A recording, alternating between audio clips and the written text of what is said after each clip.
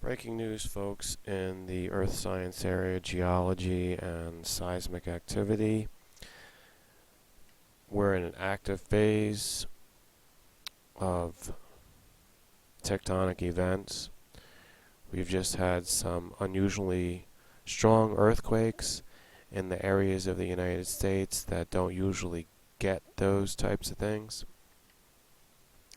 And this has all been shaping up since the really large earthquake up here, if you look at the map, between Alaska and Siberia. And this was just not even a week ago. And what happened was we then had an unusually large earthquake in Utah, where I just clicked. Look over on the bottom left, Utah at 22 hours universal time. And south of the border in Mexico, 15 hours universal time, the same day, yesterday. That was in Alamos, the state of Sonora. So that's actually the first one. Then it went up to Utah. This is east of Salt Lake City. And then it went to New Mexico and Arizona border. That was last night at 22 hours, actually be about 23 hours universal time. Local time, it was 11 p.m. Now, what happened across the world, across the Pacific, in Japan area, was an earthquake 1 hour later of 6.2. That's even larger. Then what just happened, as I'm doing this video today at 9 hours universal time, in Tonga, north of New Zealand, a 6.2. So all of these are connected. Let me zoom back in again to our handy map focusing on the United States. You're seeing terrain here, the mountains, and it's kind of like a rough terrain map. It doesn't give you a lot of details. So let me actually switch that off. And what you're seeing with the red lines is just fault zones or faults themselves. And when they group up like this, it becomes a zone. Now, what I believe is that they haven't mapped out this area properly. There seems to be one that comes from Canada. There's a big canyon right here, and it goes into Montana, and then it comes down near Yellowstone to the west, then to Salt Lake City, and down through here, Colorado, Utah, snakes around like this, and comes down through the Grand Canyon. It actually passes through the Grand Canyon, folks. And then it comes down, snaking on its way, not north-south, and it comes to this border between Arizona and New Mexico. Then it continues to snake down its way to Mexico. This 4.4 was felt in North Mexico, which it's not quite as usual to feel that as they would feel in California on the coast. But it is, maybe you could say, average tectonic activity. But a 4.4 over there is strong. 5.2 over here is strong, is very strong. I mean, people are still waking up this Sunday morning kind of surprised and wondering what's going on.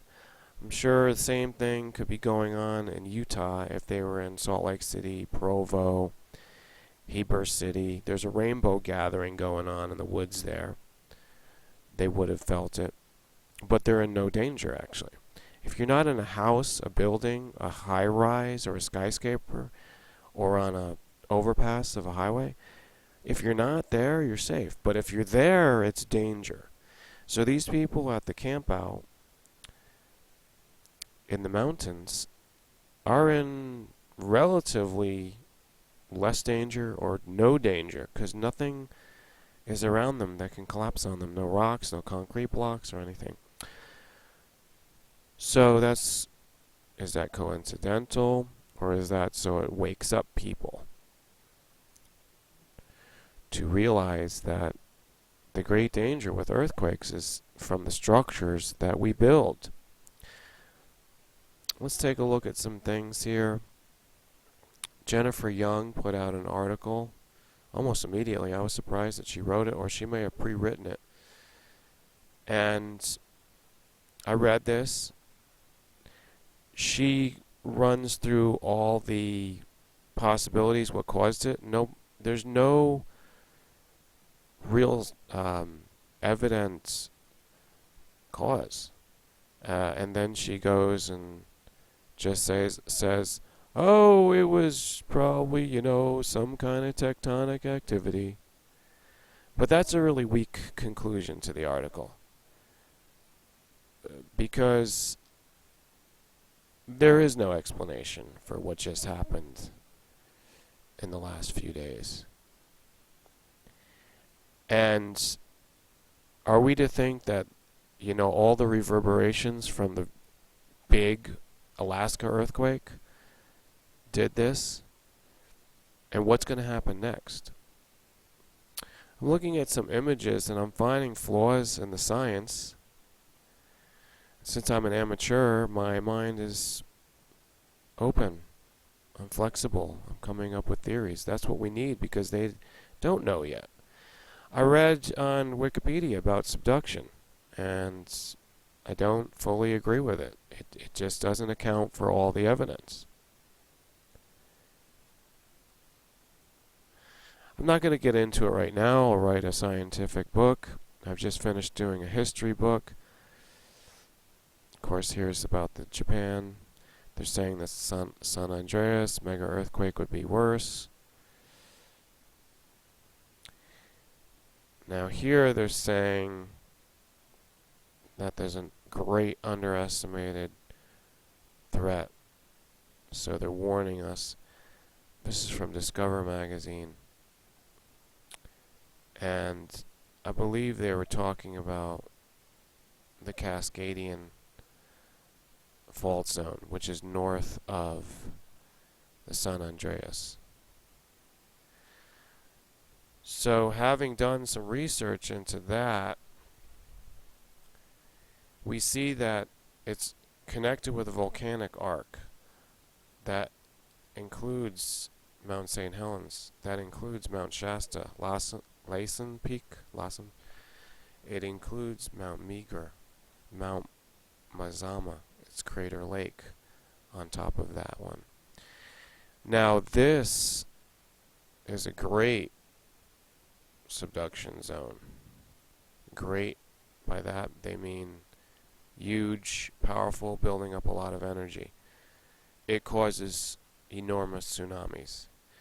So the threat they're trying to calculate, they say there's a 30% or a 37% possible quake coming of magnitude 8 or higher in the next 50 years. So that means within most of our lifetimes, I think that people are insane that are living up there along the coast. We're talking about the states of